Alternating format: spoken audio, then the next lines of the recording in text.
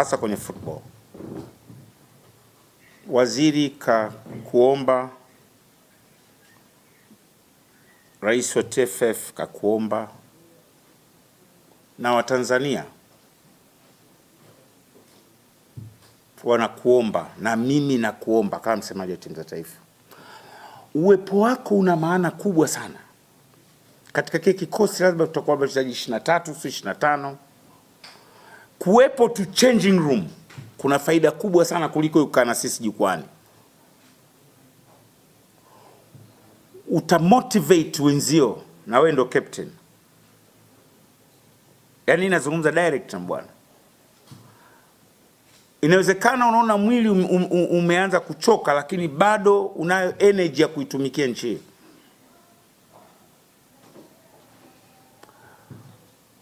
Niliona ile post yake, ilinichukua muda sana kufikiri.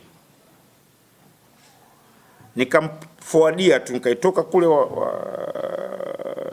wapi Instagram, nikaipeleka kwenye WhatsApp, nikaforward, nikaandika big no, tena kwa herufi kubwa.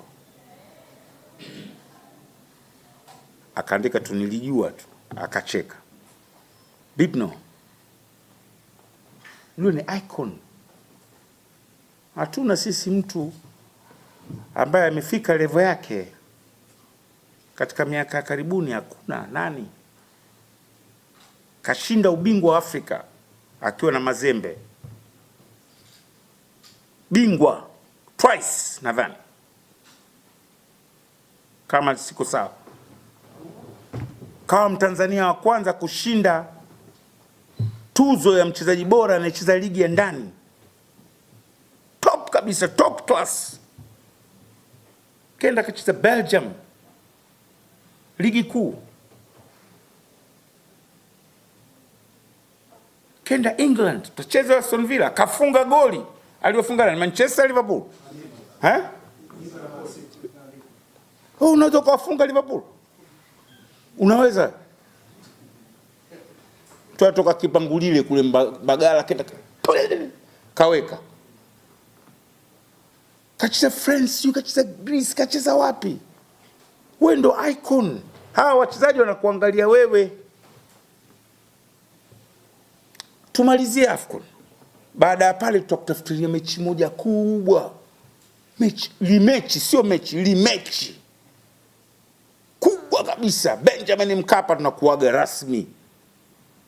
Na tunaweza tukawashawishi TFF kwa kazi ulioifanya kwa nchi yako, tukaistaafisha jezi namba 10 kutumika kwenye timu ya taifa walau kwa mwaka mmoja au miaka miwili, kukupa hiyo heshima na uwanja mzima tukasimama. Na siku mimi ndio nitakuwa namuita bwana, nakuja mbwana pale, bwana, tena sitamwita mbwana, namuita bwana, uwanja unasimama, unapiga saluti, naambia watu wote piga saluti, tunakuaga kwa heshima. Unaaga kwenye Instagram, bwana vipi wewe? Wewe tukuaga kwenye Instagram, wewe mchezaji mkubwa, wewe ni icon. Bwana Ali Samata. Hapana. Lakini na nyinyi kuna wakati mna waandishi baadhi tuteti bwana, angalia binafsi we. Hani wakati mwingine mnachochea vineno vyenu mvyoandikaga. Bwana ameitumikia nchi kwa uadilifu mkubwa kwa miaka mingi. Ameonyesha thamani ya mpira. Ameonyesha discipline. Mcheza mpira unatakiwa uishi vipi? Leo mara utasikia kajenga msikiti, mara kajenga hiki, mara kafa mpira. Fatoke Mswahili mmoja anasema mpira wewe ungenijua Haji Manara ni bila mpira. Ungemjua Bwana Ali Samata. Mimi nimkuombe sana mdogo wangu, my young brother, na kuheshimu waziri, unajua na kuheshimu, ni matakwa yako, lakini tungekuomba extend hiyo resign yako mpaka baada ya AFCON. Mungu akujalie tushiriki wote, utusupport, uwape hamasa wachezaji. Alafu mbwana sio mchezaji tu, mbwana hodari katika kujieleza. Yule ni kocha pia. Yaani yule anaweza kuleta hamasa kubwa kwenye timu. Yaani yule kuongea na wachezaji wenzie, kuhamasisha hii twende. ana capacity, ana experience, ana exposure, limeishi Ulaya huko. Wewe utoke kule Mbagala chini kule wakina nani bwana mpaka France.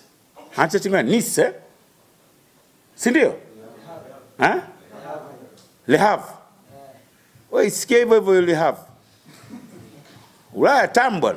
Mtu anahama tu mara Genk, mara si kenda huku, mara si kenda Birmingham, mara Uturuki.